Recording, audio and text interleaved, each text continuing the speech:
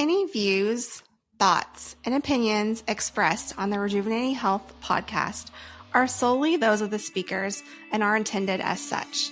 Please consult your trusted healthcare practitioner for medical advice. Let's go, girls. Welcome back to the Rejuvenating Health podcast, ladies. As always, I'm Coach Lakin, your mindset coach, and I'm joined by women's health nurse practitioner Lindsay. And today we are going to talk about something that we've talked about a lot before, and it almost always creeps into every episode, but we're going to be talking about it in a different way, right? Like not just the basic way, I guess, and that's sleep. And we talk about how important it is all the time, but today we want to go deeper than turn off your phone and take your magnesium and make sure your room is cold. Like, yes, we've addressed those things, and those things do matter. They're very important. But for a lot of women, sleep struggles are not simply about just the sleep hygiene itself. And I want to caveat that in that the things that we're going to go into today, it's a yes and, right? Like we have to also create an optimal sleep environment for our sleep, and sleep rituals are really important, and being intentional about our sleep hygiene is really important. But a lot of times sleep struggles also include issues with boundaries, issues with experiencing the need to have like revenge on your time, like time that you didn't have for yourself, or your nervous system being upregulated and not feeling safe enough to shut down. Or, a lot of women will say that they can't turn their mind off, like their brain is still running on like autopilot when they're trying to fall asleep. But it's like that makes a lot of sense, because if you're carrying your entire day and go all the way up until you lay your head down, yeah, your brain's going to be running laps. Yeah, if I can't sleep, it's like the worst. Literally the worst. Like, because, and we talk about sleep so much because it's one of the biggest levers that you can pull that impacts literally everything. It impacts your hormones, your testosterone, your blood sugar, your insulin, your cravings, your cortisol, your inflammation, your mood, your energy, your metabolism, your weight gain, the brain fog, the forgetting the things that you say you're forgetting. Like, it literally impacts everything. And we know that women know that sleep matters, right? Like, if you've listened to our podcast, you know that sleep matters. You're not like confused about that. The issue is actually like getting yourself to protect your sleep time.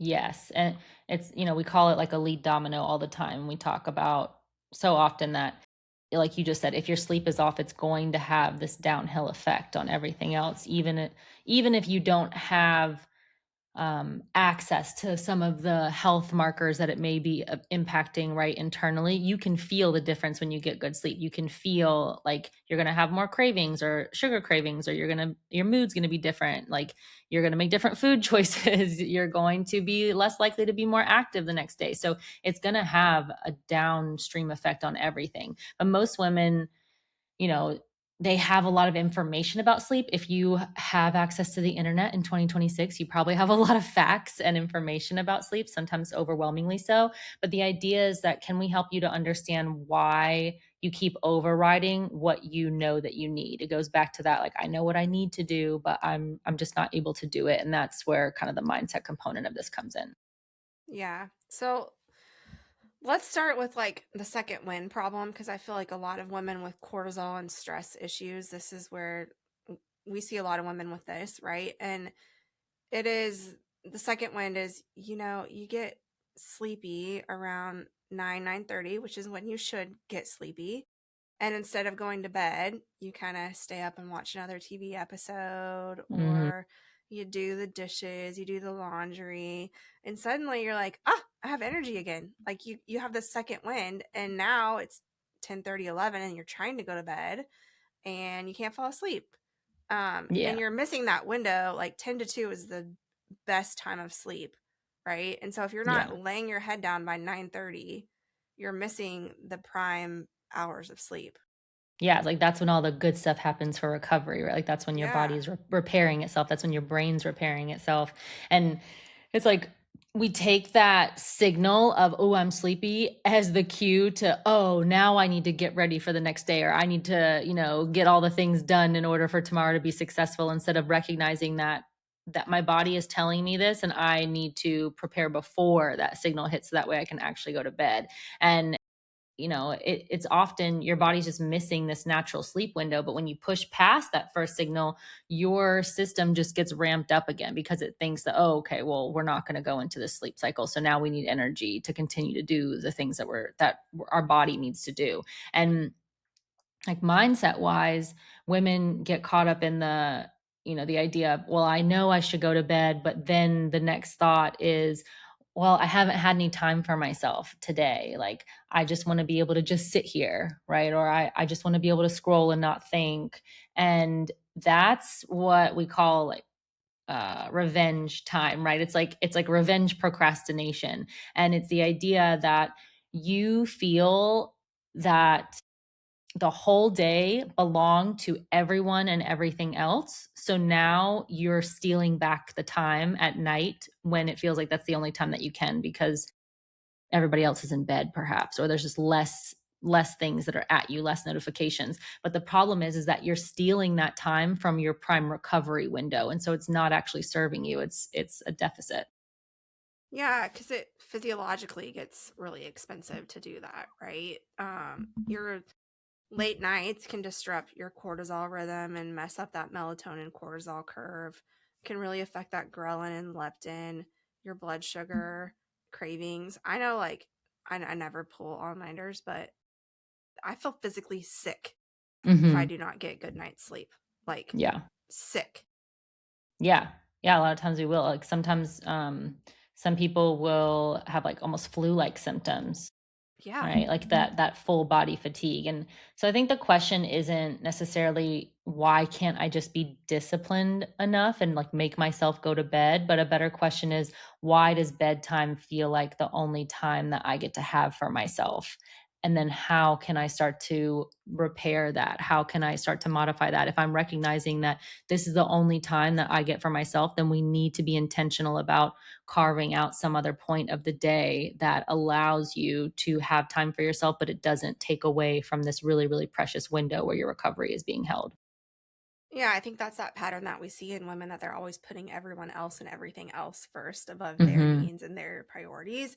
And sometimes that shows up in exercise time. Sometimes it shows up in relaxation time. And right now we're talking about it showing up in your sleep time, Yeah. essentially. Yeah. It's like if you're always operating with just what's left over at the end of the day, then eventually it's going to run out. Like you're going to run into a wall, right? And then Yeah. when you're trying to recover, you're wondering, "Oh, why do I feel this way? Why can't I do the things that I want to do the next day or the things that I know I should do?"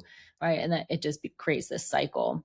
So this goes into the idea of the boundaries, right? Like a lot of women think they have a sleep problem when at the root of it, it's more than likely a boundary problem. This is allowing work to bleed into the evening, right? Or text messages. We're responding to people at like 10 p.m. or our laptop is, a blue light shining in our face right up until we slam it shut before we pull the blankets over us, or like that house reset that has to happen only after everyone else is taken care of. And then you're finally going to sit down and call that like, this is my me time, but that's not really true restoration. That's like we said, it's just that leftover time. And leftover time doesn't necessarily create a regulated nervous system. It still feels like, that FOMO or that panic of like, this is all that I get. Yeah. And I mean, that matters clinically and psychologically and physiologically because your body needs time to transition, right? You can't run on a stress mill all day and then expect your nervous system to, finally lay down and just be like, I'm going to go to sleep. Like it doesn't work that way. Right, right. And bedtime is not a switch, right? Like think about when a plane is landing, like it's got to have some runway or you're not going to have a successful landing. So if you want better sleep, can you start asking yourself like where does my day need a boundary? Not just like, oh, like what supplement or sleep aid thing do I need to take, within this window? Maybe the boundary is not working or not opening your laptop after dinner time or after a certain time, like 7 p.m. or something like that. Maybe it's, I'm not available for conflict, if there's maybe something going on at home, for example, hard conversations with your partner or your spouse, maybe that's not something that you are available for after a certain time. And that's a precedent that's communicated. Maybe it's having no phone in the bed. Ideally, no phone in the bedroom at all is like the prime valuable boundary. But I know that's not possible for everybody depending on your work. But it's like no, not getting into any of those like quick things. Oh, I'll just do this really quick that ends up turning into like a 60 to 90-minute task, because we all know how that goes. And then things catch our attention as we're doing things around the house. So being honest about how long does it actually take me to set up for the next day, or to do that like house reset in the evening, and then when do I need to start that in order for it to be in enough time for me to transition for bed. And saying no to things, like saying no to things that interrupt that sleep time, that's really important. And that's sleep hygiene. It's not just the skincare routine before you go to bed. It's like it's having the self-respect around the transition that you need for your body. I think one thing I hear a lot around sleep time is from women that are married and have kids. It's like that time is the only time I get with my husband.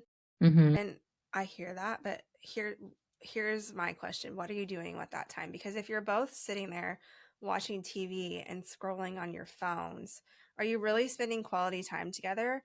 Or could you actually like carve out a date night every week where that's where you spend quality time together? Like, don't like really ask yourself, am I really spending quality time with my significant other during this time? Or am I using that as an excuse to catch up on TV or scroll on my phone? Hmm. Yeah, like are we both essentially taking our revenge procrastination time, just for using the window of when the kids are already in bed so we can both do it simultaneously? And like we get it. That is a real thing. And Yeah. there's a reason why that desire is there, but it's just in that self-reflection of, can we be honest about what we're utilizing this time for, and is it something that actually gets me toward the things that I want for myself? Yeah. So one thing I hear a lot is I should go to bed earlier or I should have better sleep. It's the should word, Lakin. Should. Yeah, yeah. And like we talk about this a lot, like should is pressure language, right? And pressure is going to create resistance. So when you are constantly telling yourself, I should go to bed, your brain is interpreting that as criticism. So then bedtime becomes another place where you're like falling short, right? Or that you're criticizing yourself or you're judging yourself. So instead of I should go to bed earlier, you could try shifting it to I could give myself a better night's sleep tonight, or I'm choosing sleep because I want tomorrow to feel smoother and less chaotic, or I'm choosing to protect my nervous system, right? Like the language matters because your brain is going to respond differently to pressure than it does to a choice. If think about anything else, if you have pressure applied to you, let's say in a work scenario where they're like you have this deadline, it's really tight, you have to get it done, you don't have any say in the matter, that's not going to feel good compared to, hey, what do you think and how long is it going to take you to do this thing and how would you like to do it, right? So it's, can I switch from pressure to choice in the matter, and this is something that I'm choosing for me. Yeah, for sure. For sure. So when sleep becomes punishment or another rule, it just gives you something to rebel against, right? Like that's human nature.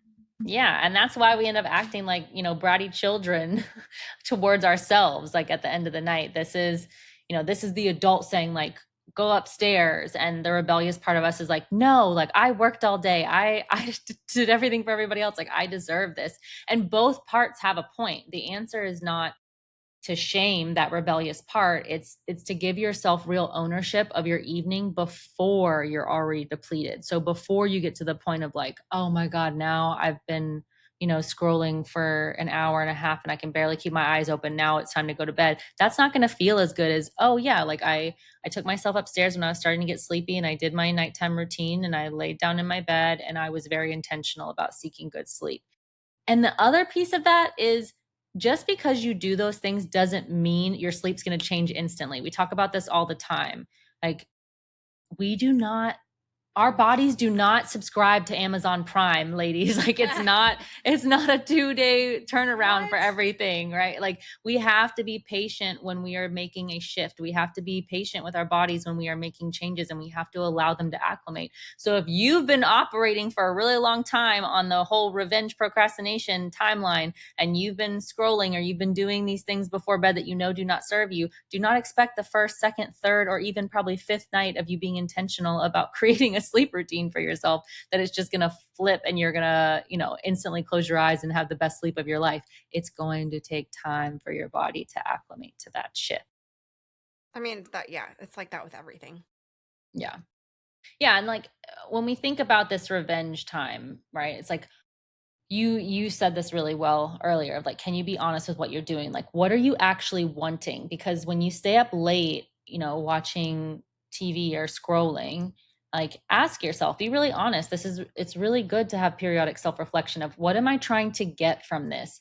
Usually it's one of four things. It's going to be decompression. Like, I want my brain to turn off because I've been using it all day, and I've been, like, a lot of it's decision fatigue. Autonomy, you want to feel like your time belongs to you. So it's kind of, I'm stealing back that time, like we mentioned earlier. Pleasure, this is a big one. I want something that feels easy and enjoyable. So this is where I'm seeking out that dopamine hit. And then avoidance. You don't want to think about work. You don't want to think about your stress, your to-do list, your relationship, the criticism that you've been putting on your body all day, or what's coming up tomorrow. Like, you're looking for an escape. And none of that is wrong. We're not here to villainize that. But the method is costing you in that, right? Even though those things are justifiable. Yeah, exactly. And those habits that often feel like relaxing in the moment, they're really stimulating to your brain and your body sometimes. So, like scrolling, blue light, a dramatic TV show, alcohol, late night snacks, work email, like all of those keep your nervous system active. And the whole point is trying to shut down your nervous system. Right. So instead of like, disciplining yourself in a way that doesn't feel good, instead of that resistance, instead of saying like, oh, I need to stop scrolling, again, can we come in with curiosity? What need is scrolling meeting? Right. And then can I meet that need earlier potentially, if that is something that truly benefits me? Or can I do it in a cleaner way? Is there something that actually allows me to feel rested, that actually allows me to downregulate? If the need is decompression, can I take a 10-minute walk after dinner? Because I guarantee you that's going to make you feel way more decompressed than watching TV, right? If the need is pleasure, can I read something easy, or take a bubble bath, or sit with a heat pack, or drink my favorite tea, or listen to some music that I really like, right? If need is autonomy, then can I schedule protected me time sometime before that sleep first hits you around that 9 p.m. window, right? And if it's avoidance, can I write the thoughts down that I'm trying to escape so that they stop circling the drain and ending up in this spiral? Like, you don't remove the coping mechanism without replacing the need that it was serving, because then the intensity of it is only going to increase. It's like when we try to restrict calories, right? That's why restrictive diets don't work, because at some point your body is going to override what you're doing and say, no, we're starving. And then you're going to overcompensate, and you're going to probably use one of these methods, but with food, right? So it's the same Yeah. thing. It's just with sleep. Yeah. So, why do these broken promises matter? Yeah, this is a really big one, because if every night you tell yourself, tonight I'm going to go to bed earlier, and then you don't, you erode your self-trust. And I have conversations like this with clients all the time, and it can come in different forms. It's anytime we don't keep a small promise to ourselves. This shows up a lot with movement or workouts as well, right? It's not because you're bad. It's because your nervous system learns that, oh, she says she's going to take care of me, but she doesn't actually really follow through. So it's like telling a child, right? This is essentially a reparenting exercise. If I were to tell a child, okay, we'll do the thing that you want to do tomorrow, and then tomorrow never comes, eventually that child is going to stop believing you. They're going to give up. They're going to stop asking. And that's that's what's happening internally. So the goal is not to create this like perfect bedtime routine and have rigidity. The goal is to rebuild that self-trust with a promise that's small enough that you can actually keep it, right? So if you tell yourself, I'm going to go to sleep by 9 p.m. every night, but that's not actually realistic, don't do that, because then all you're Right. doing is proving to yourself and collecting evidence that you don't actually fulfill the things that you say you're going to do for yourself. And that leaks into multiple areas of your life. So instead, what if I were realistic? Maybe it's 9:30, maybe it's 9:45, and maybe it's I go upstairs at this time, or I start my bedtime routine at this time, whether it's, shower, teeth brushing, whatever it is. Or something like, okay, if I know that I struggle with screen time around bedtime, I'm going to move my phone charger to another location away from my bed, right? Or I'm going to keep my phone in the bathroom, for example. Or like we talked about earlier, having boundaries around work, like maybe the laptop closes after dinner, or I set a little alarm for myself, and that's my cue to take the first step in my nighttime routine. But the tiny promises, those ones that are actually realistic for you, those are going to help to rebuild the identity that I'm someone that follows through for myself. When I say I'm going to do something for myself, I actually do it. Yeah, because those promises that you made to yourself that you keep, that small consistency, like what do we always say? Like we're not striving for perfection. It's just like the little things over and over and over that add up. And it's the same with your circadian rhythm, like it responds to repetition.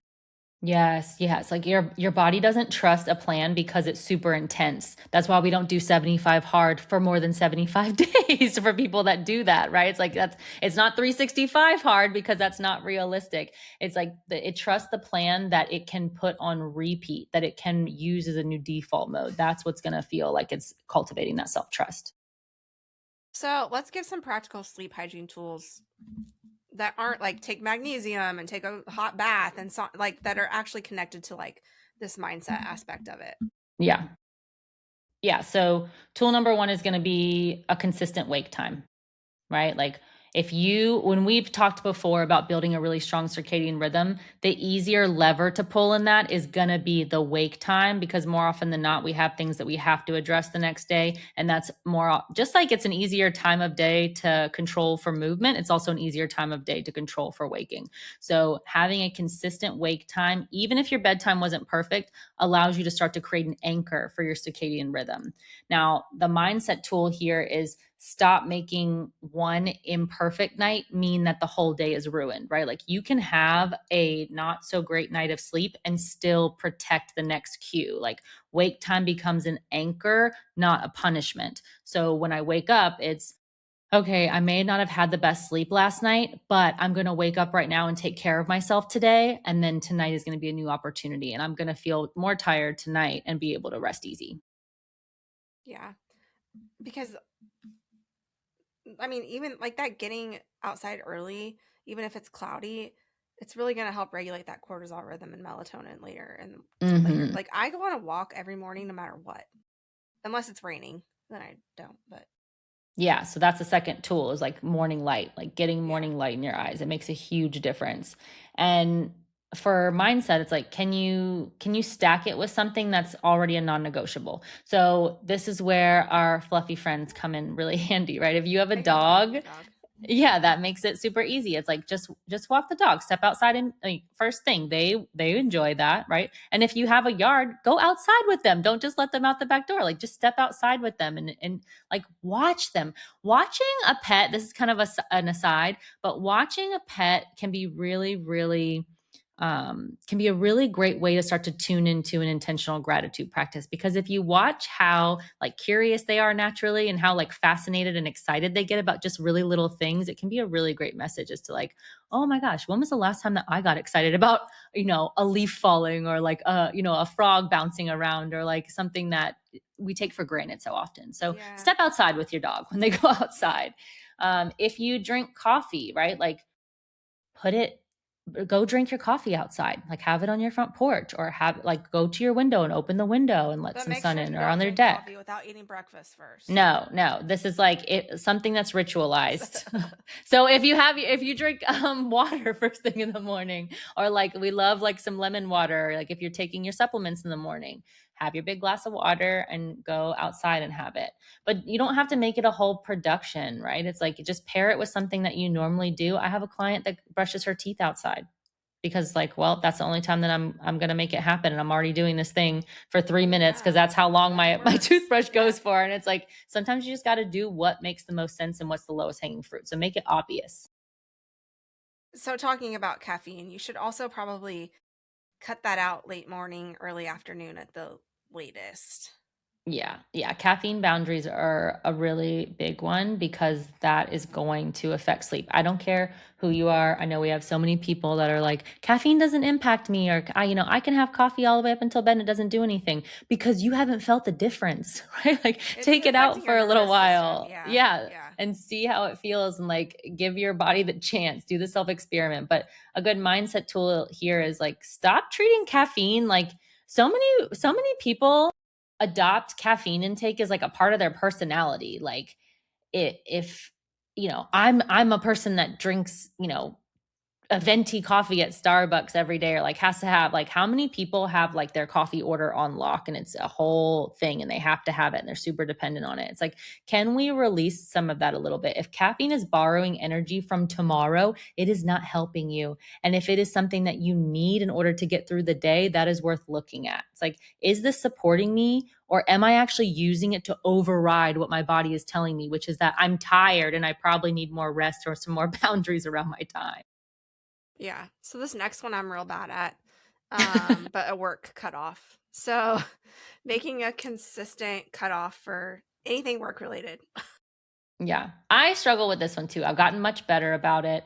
But using the like attaching this to a ritual and not just a time can be really helpful, right? So if I tell myself, okay, I'm not allowed to work after this time when I like designate the workday to be done, sometimes that can either feel really ambiguous, or again, it goes back to that restriction that I'm going to rebel against a little bit. So if I can attach it to a ritual that I know is always going to happen, this is why I mentioned, around dinner. It's like, can I create something as a transition mode that changes what my focus is from like, okay, now I can recognize that this transition means the workday has wrapped up and it's done. And now I'm going into family mode or personal time, or, whatever it is that you're cultivating in the evening. It's like, allow that to be the cue, because that tends to work better than randomly hoping you're just going to stop working when you're tired, because then that gets pushed later and later. And there's always going to be something that's drawing your attention. There's always more to do. Yeah. Then the next one's keeping your phone out of your bedroom. I sleep with my phone in my bedroom, but I do not scroll. I like forbid it. But like if you are a snoozer or you scroll in bed, like charge your phone in the bathroom maybe. Like Yeah. you should not ever have the phone in your hands in your bed. Yeah, and this is the mindset tool here is like, you have to just remove the negotiation with yourself because you're fighting a losing battle. Our phones are literally engineered by some of the smartest people on this planet to be highly addictive to your brain and your nervous system. Like, it is hijacking your attention at all costs. And you can't expect your exhausted brain to make high quality decisions for your benefit when you're fighting against that kind of ammunition at 10:45 p.m. or at like 6:30 a.m. in the morning. It's like it becomes this subconscious reactive mode of, oh, I just automatically reach for my phone, right? So setting up the environment so that the choice is already made for you is going to be the best way to overcome that. Yeah. And I think like you need to realize that your morning starts the night before. Yeah. And a lot of women miss this because remembering that your morning routine is built the night before, right? Like, if you want to wake up less chaotic, the decisions that are going to come up need to happen before bedtime.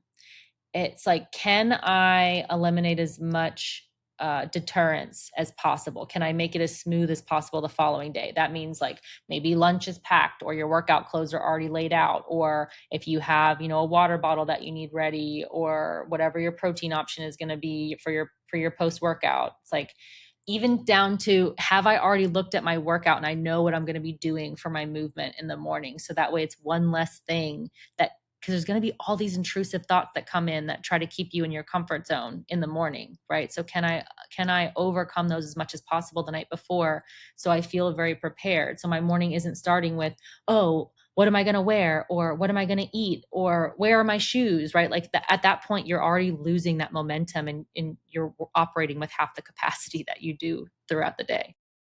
Yeah, and I know you're like, oh, why does this matter to sleep, right? Because we're talking about bedtime and this is morning, but better mornings lead to better nights. So morning sunlight does a lot for your melatonin and your cortisol. Eating protein in the morning curbs your cravings, so you're not eating sugar late at bedtime. Like less rushing around, it helps regulate that brain and stress chemistry. Yeah, like a chaotic morning feeds a chaotic night, right? So we've all experienced that thing where we're like rushing around and trying to catch up all day. That doesn't feel good when you're trying to go to bed that night, and you're not going to be able to downregulate. So a more grounded morning makes it easier to land that plane at night, give ourselves that runway. It's not about becoming this like rigid 5 a.m. person every day. It's just, can I reduce the friction? Can I make it as smooth as possible? Yeah. So what is like the minimal viable nighttime routine? And a lot of women definitely overcomplicate this. They think they need this like 12-step ritual to get good night's sleep. Yeah, and they don't. Like Well, because they the don't do minimum, it. yeah, yeah, exactly. It's not going to happen if it's got too many steps. So it's like the minimum viable night routine is going to be like, all right, close your loops, like write tomorrow's top task that your brain is trying to hold on to, that you're afraid of forgetting, like do a brain dump essentially. Change the state, right? This means like make it very clear to your body that you're going to be in a transition phase, whether this looks like a shower or brushing your teeth and washing your face, changing into PJs, something that tells the body, it gives a tangible signal like, okay, we're done for the day. We're coming into sleep mode now. And then just remove the stimulant, whether that's putting your phone out of reach or turning the TV off or closing the laptop. Like remove the thing that's going to be the distraction and the stimulant that's really pushing you to try to stay up, to override that. And that's it. Like it doesn't have to be perfect. It just has to be repeatable. It has to be consistent. Yeah, and I mean, if you do wake up at 2 to 3 a.m., like, don't panic. Keep your lights low, avoid your phone, like, do some breathing, count some sheep, all that stuff. Yeah. Middle of the night waking, nothing makes it worse than making it mean something and stressing out even more about it, right? So it's like that thought pattern of, oh my gosh, like I'm awake, tomorrow's ruined, I'm not going to be able to do all the things I need to tomorrow, or the morning's going to be so rough. Like that thought in itself is going to create adrenaline. So instead, it's, can we just recognize, just like when we're trying to meditate and we have intrusive thoughts, they're not like, allow them to be there and just observe them, right? Like I'm awake, my job is to just stay calm right now. Like, can I focus on my exhales? Can I start to down regulate my body one body part at a time? Like, it's not a problem that I'm solving right now. I'm certainly not getting up and checking my phone. I'm not, looking at emails. I'm not looking at the clock as many times to see what time it is. Like, your brain doesn't need to have like a full on committee meeting. Just focus on your down regulation practices, and eventually you will fall back asleep. So, what's like a practice people can do? So, something for you guys is, if we were to look at like a micro practice or like a boundary audit, right?